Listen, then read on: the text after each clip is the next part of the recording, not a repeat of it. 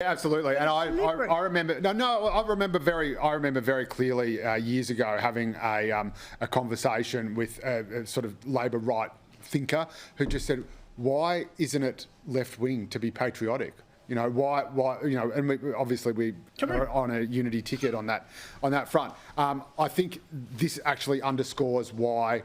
Or where rather the Yes campaign has failed. When you say we're a great country and we want to be greater and we can do this by making sure everyone has equal share in the greatness that we have to offer, you win votes, you make people feel good, you make them feel like they are doing something good for Indigenous people who are struggling. When you say we're a racist country that has a violent, dark history and you need to do this to atone for that, suddenly the voters are just running away like a flock of seagulls.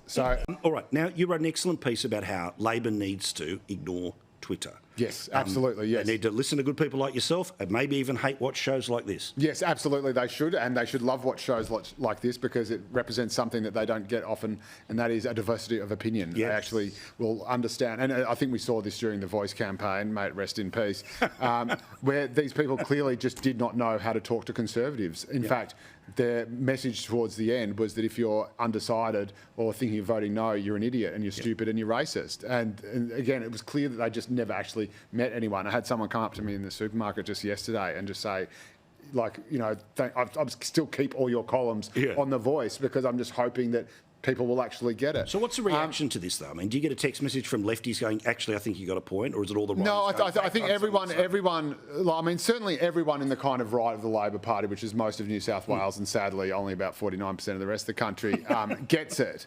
and knows that. But it's much easier to be really simplistic and outraged and angry or preachy about an issue on social media and get all the likes from the lovies and get all your retweets and think that you're making a real difference than it is to actually say, well, actually, no, here we need to stop and reflect community attitudes instead of dictating them, and that's been a real problem. I made the point that socialism is the brainchild of and plaything of the extremely rich. Like Karl Marx and Friedrich Engels were extremely rich people. Karl Marx's father was a lawyer who owned lots of vineyards. Engels was a lawyer who was a businessman, industrialist who owned lots of factories. And these people study poor people, they study the working class like kind of lab rats, like animals in a zoo. And they don't actually listen to what people in the working class or poor people want, which is not for everyone else to be poor or everyone to be like them. It is for them to be able to get ahead. And often they're thinking more about them and their family and their kids getting ahead than they are about the entire proletariat. And also... All right, let's bring in tonight's panel. Joining me in Sydney, Joe Hildebrand. Great to see you. Lovely to see you, Sharon. And in Canberra, Andrew Carswell. Well, let's start with The Voice. Joe, look, you've been a big defender of The Voice. Yep. What went wrong here, and can Albanese still lead the country, or is his position now ultimately untenable? Well, I don't think we have long enough on this show to go through what went wrong. Pretty much everything went wrong for the campaign. Calling Australians racist was wrong. Not having simple answers for questions like, what does this mean for treaty, was wrong.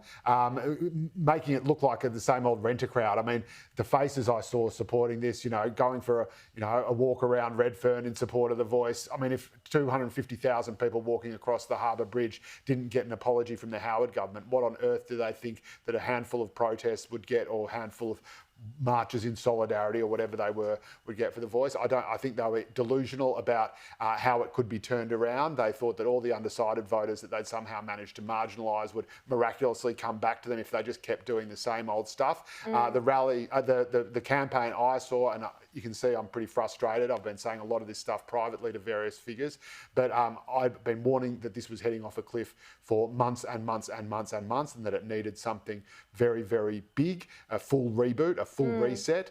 That didn't happen. The same old people kept saying the same old things, and we saw the ridiculous notion that Australians were racist, so they wouldn't support it. We saw people talking about it as though it was something not practical and positive for the future, but rather this is something that we owed Indigenous people because of all the mistreatment of generations past. That resonates really badly with migrant Australians, especially new Australians, and that's why we saw a whole bunch of rich white people supporting The Voice, and in southwestern and western Sydney and other migrant communities, a whole bunch of people rejecting it 2-1. Tell me how that's a good campaign.